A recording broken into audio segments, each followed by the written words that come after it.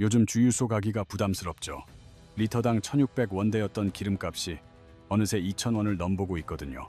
유가가 뛸 때마다 뉴스에서 늘 같은 말을 합니다.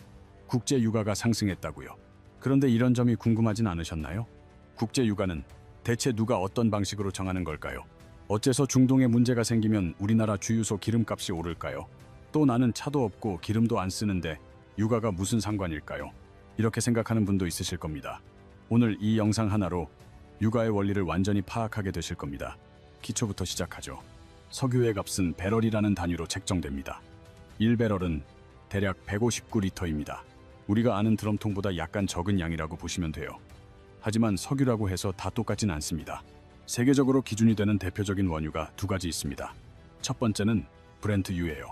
영국과 노르웨이 사이 북해에서 생산되는 석유죠. 전 세계 원유 거래의 약 70%가 이 브렌트유 가격을 기준으로 합니다. 다른 하나는 서부 텍사스산 원유입니다. 미국 텍사스주에서 생산되는 석유로 북미 시장 가격의 기준이 됩니다. 뉴스에서 국제 유가가 배럴당 $100를 넘었다고 하면 보통 이 두 원유 중 하나를 가리키는 겁니다. 현재 브렌트유는 배럴당 $110를 넘었고 WTI도 90에서 $100 선을 오르내리고 있습니다. 1년 전만 해도 60에서 $70 수준이었는데 거의 2배 가까이 폭등한 셈이죠. 그럼 이 가격은 누가 정할까요? 한마디로 특정 개인이나 기관이 결정하는 게 아닙니다. 원유 역시 주식처럼 거래소에서 매매가 이루어집니다. 브렌트유는 런던의 ICE 거래소에서, WTI는 뉴욕의 NYMEX 거래소에서 취급되죠. 전 세계의 투자자들이 24시간 내내 석유를 사고 팔며 가격이 변동하는 겁니다. 하지만 이 가격을 좌우하는 핵심적인 요인들이 있습니다. 크게 네 가지로 나눌 수 있죠. 첫째는 오펙이라는 기구입니다.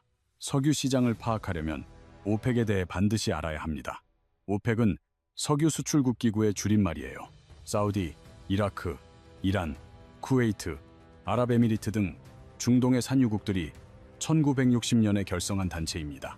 여기에 러시아, 카자흐스탄 등의 국가들이 참여한 것이 오펙 플러스입니다. 이 오펙 플러스가 전 세계 석유 생산량의 절반가량을 담당하고 있습니다. 이 나라들이 모여서 무엇을 할까요? 바로 석유 생산량을 함께 조절합니다. 원리는 단순합니다. 석유 생산을 줄이면 시장의 공급이 달려 가격이 오릅니다. 반대로 생산을 늘리면 시장의 석유가 흔해져 가격은 떨어지게 되죠. 따라서 오펙 플러스가 감산을 발표하면 유가가 상승하고 증산을 발표하면 유가가 하락합니다. 비유를 들자면 이렇습니다. 시장에 사과 상인이 10명 있는데 그중 5이 모여 내일부터 사과를 절반만 내놓자고 합의하면 시장의 사과 공급이 줄어 값이 오르는 것과 같죠. 오펙이 하는 역할이 바로 이것입니다. 오펙 플러스는 2022년부터 매일 수백만 배럴씩 감산하다가 최근에야 생산량을 늘리기 시작했어요. 사우디아라비아가 하루 1,020만 배럴, 러시아가 960만 배럴을 생산하며 이 두 국가가 오펙 플러스 내에서 가장 큰 힘을 가지고 있습니다. 두 번째는 전쟁과 지정학적 위협입니다. 석유는 대부분 중동에서 생산됩니다. 하지만 중동은 세계에서 가장 정세가 불안한 곳이기도 합니다. 현재 유가가 이처럼 급등한 가장 직접적인 원인은 미국과 이란 사이의 분쟁입니다. 이란이 호르무즈 해협을 거의 봉쇄하다시피 했기 때문이죠. 호르무즈 해협이 어디냐고요? 페르시아만에서 인도양으로 나가는 좁은 해로인데 전 세계 석유 운송량의 약 5분의 1이 이곳을 지납니다. 폭이 가장 좁은 곳은 33km에 불과해요. 이곳이 막히면 사우디, 이라크, 쿠웨이트, 카타르, 아랍에미리트에서 나오는 모든 석유의 길이 막힙니다. 이란이 이 해협에서 유조선 운항을 막으면서 세계 에너지 공급망에 위기가 닥친 겁니다. 실제로 이란 혁명수비대가 중국 국적의 선박까지 회항시키면서 긴장감은 최고조에 달했습니다. 석유 시장은 이런 불안 요소에 극히 민감하게 반응합니다. 실제 공급 부족 사태가 벌어지기 전 그럴 수 있다는 우려만으로도 가격은 치솟습니다. 이번 분쟁이 시작된 뒤로만 WTI 가격이 40% 이상 급등했습니다. 과거 사례도 마찬가지입니다. 1973년 중동 전쟁 당시 오펙의 수출 금지로 1차 오일 쇼크가 발생했고 1979년 이란 혁명으로 2차 오일 쇼크가 있었습니다. 2022년 러시아가 우크라이나를 침공했을 때도 유가는 배럴당 $130 선까지 치솟았습니다. 전쟁이 발발하면 원유 공급에 차질이 생기고 공급 차질은 곧 가격 상승으로 이어집니다. 이것이 바로 지정학적 리스크의 본질입니다. 세 번째는 수요, 즉 세계 경제의 흐름입니다. 공급만이 중요한 요소는 아닙니다. 석유를 얼마나 필요로 하는지, 즉 수요 역시 가격에 영향을 줍니다. 세계 경제가 호황이면 공장 가동률이 높아지고 물동량이 증가하며 항공기와 자동차 운행이 늘어납니다.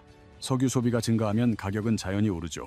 반대로 경기가 나빠지면 석유 수요가 감소해 가격이 내려갑니다. 2020년 코로나19 사태가 바로 그 예입니다. 전 세계가 멈춰서자 석유 수요가 곤두박질 쳤고 WTI 가격은 사상 최초로 마이너스를 기록했죠. 마이너스 유가란 글자 그대로 돈을 얹어줄 테니 제발 석유를 가져가 달라는 뜻입니다. 어쩌다 이런 상황이 온 걸까요? 선물 계약 만기일이 다가오면 원유를 직접 받아야 하는데 사려는 사람이 없으니 보관 창고가 동난 겁니다. 원유를 인수해도 둘 곳이 없으니 차라리 돈을 주면서까지 처분하려 했던 거죠. 믿기 힘드시죠? 하지만 이건 2020년 4월에 실제로 벌어진 일입니다. 세계 최대 원유 수입국인 중국의 경기가 살아나면 석유 수요가 늘고 반대면 줄어들죠. 유가가 중국 경제 소식에 따라 춤을 추는 이유입니다. 다음은 달러 가치입니다. 전 세계의 석유는 미국 달러로만 살 수 있습니다. 바로 페트로달러 체제 때문이죠. 달러가 비싸지면 다른 나라들은 같은 양의 석유를 사기 위해 더 많은 자국 돈을 내야 합니다. 석유가 부담스러워지니 수요가 줄어 유가가 하락하는 흐름이 생깁니다. 반대로 달러가 싸지면 석유 수요가 늘면서 유가가 오르고요.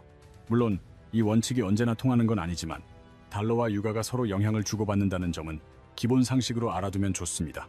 그렇다면 유가 상승에 웃고 우는 나라는 어디일까요? 먼저 이득 보는 나라들, 단연 산유국들이죠. 사우디는 정부 재정의 60% 이상을 석유에 의존합니다. 유가가 뛰면 국고가 넘쳐나는 거죠. 러시아와 아랍에미리트, 쿠웨이트, 카타르 등도 마찬가지입니다. 미국은 입장이 좀 독특한데 석유를 가장 많이 쓰면서도 가장 많이 생산하는 나라거든요. 셰일 혁명 덕분이죠. 유가가 오르면 정유사는 신나지만 국민들은 주유비 걱정에 시달립니다. 반대로 힘들어지는 건 석유를 사와야 하는 나라들입니다. 바로 대한민국 같은 경우죠. 한국은 에너지의 93% 이상을 수입에 기대입니다. 석유, 가스는 거의 전부 사와요. 특히 중동산 원유 비중이 70%라 호르무즈 해협 문제에 경제가 휘청일 수 있습니다. 유가가 오르면 무역 적자가 커지고 물가가 뛰어 원화 가치는 떨어지게 됩니다. 일본도 우리와 상황이 비슷합니다.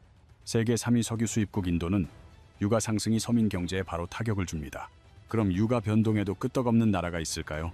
크게 두 종류로 나눌 수 있습니다. 첫째, 석유를 직접 캐내는 나라, 미국이나 캐나다, 노르웨이, 브라질은 자체 생산을 하니 유가가 올라도 수입 걱정이 덜하죠. 오히려 수익이 늘고요.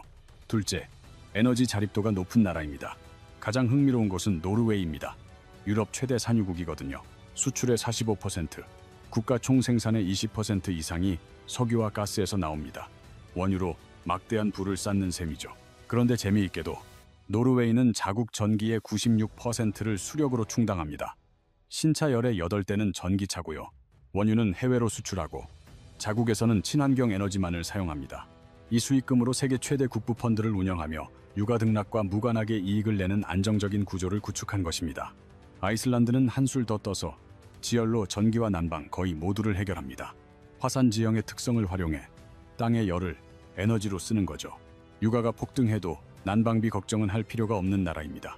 프랑스는 전력의 약 70%를 원자력으로 생산합니다. 일찍이 석유 의존도를 낮춘 덕에 유가 파동에도 다른 유럽 국가에 비해 타격이 덜합니다.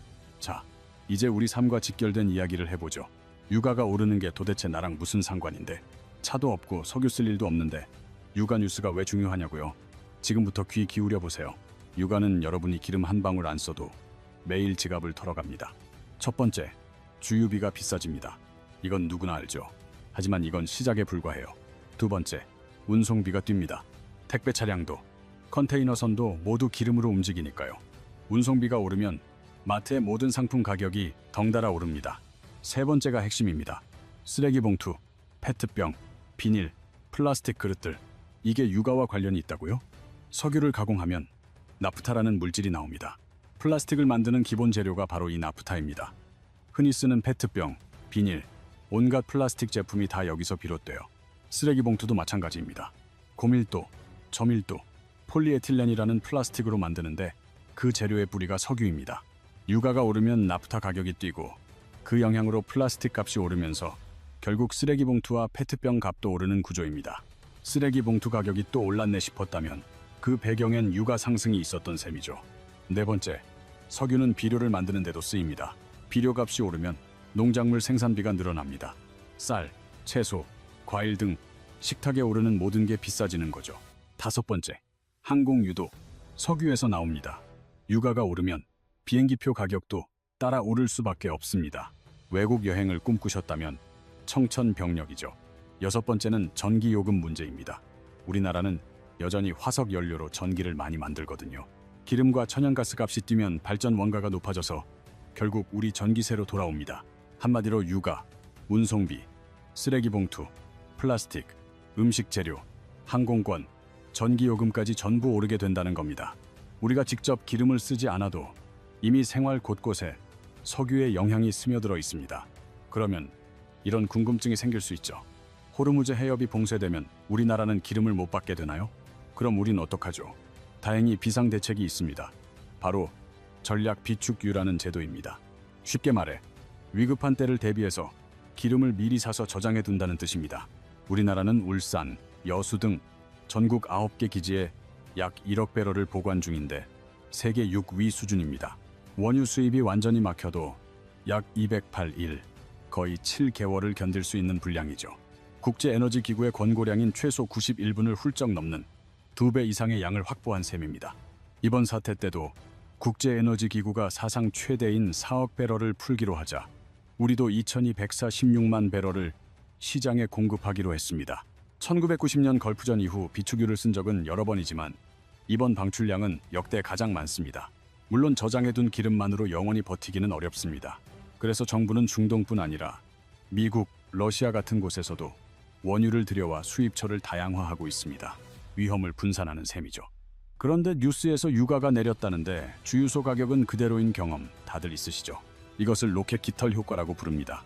유가가 오를 땐 로켓처럼 솟고 내릴 땐 깃털처럼 느리게 떨어진다는 건데 몇 가지 이유가 있습니다. 우선 정유사가 원유를 미리 사두기 때문인데요. 보통 2주에서 3주 전에 물량을 확보합니다. 그래서 오늘 국제 유가가 떨어져도 지금 판매하는 기름은 비쌀 때 들여온 거라 값이 바로 안 내리는 겁니다. 게다가 우리나라 휘발유 가격에서 실제 원유가 차지하는 몫은 절반이 채 되지 않습니다. 나머지는 전부 세금입니다. 교통세, 환경세, 교육세 등인데 유가가 변해도 이 세금은 그대로입니다. 그러니 원유가 아무리 저렴해져도 세금이 가격의 하한선 역할을 하는 셈이죠. 여기에 정유사와 주유소 이윤까지 더해지니 유가 하락분이 소비자에게 전부 전달되긴 힘든 구조입니다. 참고로 현 상황이 매우 심각해 정부가 석유 최고 가격제까지 동원하고 있습니다. 정유사가 주유소에 파는 값의 상한선을 정한 건데 현재 2차 최고가로 휘발유는 리터당 1934원, 경유는 1993원입니다. 여기에 주유소 이윤이 붙으면 소비자는 2,000원 초반대에 기름을 넣게 되는 겁니다. 정부는 이 제도가 없었다면 휘발유 값이 리터당 2,500원을 넘었을 수도 있다고 보고 있습니다. 그럼 최고 가격제가 좋은 거 아닌가요? 계속하면 되잖아요. 하지만 문제가 그리 간단치 않습니다. 최고 가격제는 명확한 부작용이 따릅니다. 첫째, 에너지를 아낄 유인이 사라져요. 기름값이 부담스러워야 사람들이 운전을 줄이고 대중교통을 이용하며 절약하게 되거든요. 그런데 정부가 가격을 억누르면 사람들은 아직 괜찮다며 예전처럼 쓰게 됩니다. 결국 국가 전체의 부담만 커질 수 있죠. 둘째, 주유소들이 버티기 힘들어집니다. 이 제도는 도매가를 제한할 뿐 주유소의 운영 비용을 책임져 주진 않거든요. 인건비나 임대료 부담은 여전한데 이윤이 줄면 특히 영세한 동네 주유소부터 경영난에 빠집니다. 결국 문을 닫는 곳이 생길 수밖에 없어요. 그렇게 되면 기름을 넣고 싶어도 갈 수 있는 주유소가 주변에 없어지는 일이 생깁니다. 셋째, 세금 감면도 공짜가 아닙니다. 정부의 유류세 인하는 곧 국가의 세금 수입이 줄어듦을 의미합니다. 그 부족분은 결국 다른 세금을 올리거나 복지 예산을 삭감해서 메워야 합니다. 당장 기름값 부담은 줄지만 그 비용이 다른 형태로 국민에게 돌아오는 거죠. 넷째, 공급량 자체가 감소할 수 있습니다. 정유사 입장에서는 가격이 묶인 국내 시장보다 해외에 수출하는 게 더 이익일 수 있습니다. 그렇게 되면 국내에 유통되는 기름이 줄어 오히려 기름 대란이 일어날 수도 있습니다. 값을 억지로 눌렀더니 되레 물건이 귀해지는 겁니다. 이는 가격 통제의 전형적인 폐해로 알려져 있습니다. 결국 최고 가격제는 임시 방편일 뿐 장기적인 해결책은 될 수 없습니다. 근본적인 해법은 국제 유가가 안정되는 것이지만 그건 우리가 통제할 수 없는 중동 정세에 달려 있죠. 그래서 지금 우리가 할 일은 최대한 현명하게 대처하는 것뿐입니다. 석유공사의 오피넷 앱을 쓰면 내 주변 가장 저렴한 주유소를 찾을 수 있습니다. 같은 동네 안에서도 리터당 100원 이상 차이 나는 곳이 많거든요. 주유 제휴 카드를 활용하면 리터당 30에서 60원을 더 아끼는 거죠. 그럼 유가는 앞으로 계속 오르기만 할까요? 물론 석유는 무한하지 않습니다. 50년 전에도 30년이면 석유가 바닥날 거라 했지만 아직 괜찮잖아요. 기술 발전으로 예전엔 못 캐던 원유도 시추가 가능해졌기 때문이죠. 미국 셰일 혁명 덕에 세계 최대 산유국이 된 것처럼요. 오히려 전문가들은 석유 고갈보다 수요 감소가 먼저 올 거라고 봅니다. 전기차가 늘고 태양광, 풍력 같은 대체 에너지가 많아지면 석유를 덜 찾게 되니까요. 전 세계 석유 소비의 약 60%가 운송용인데 전기차가 이를 대체하면 기름값의 판도가 완전히 바뀔 수 있죠. 석유를 수출하면서도 전기차와 수력 발전을 쓰는 노르웨이가 가장 미래 대비를 잘한 사례일지도 모릅니다. 물론 이건 먼 훗날의 얘기고 지금 당장은 기름값이 우리 생활에 미치는 영향이 크죠. 결국 기름값은 단순한 가격이 아닙니다. 전쟁, 외교, 경제, 환율부터 주유비, 종량제 봉투 가격, 페트병, 먹거리, 항공권, 전기료까지 모두 얽혀있는 세계 경제의 신호등 같은 거죠. 다음에 국제 유가 급등 같은 뉴스를 보시면 이제 그 숫자 너머의 이야기가 보이실 거예요. 오늘 내용이 도움이 되셨다면 좋아요와 구독 꼭 부탁드리고요. 궁금하신 점은 댓글로 편하게 남겨주세요.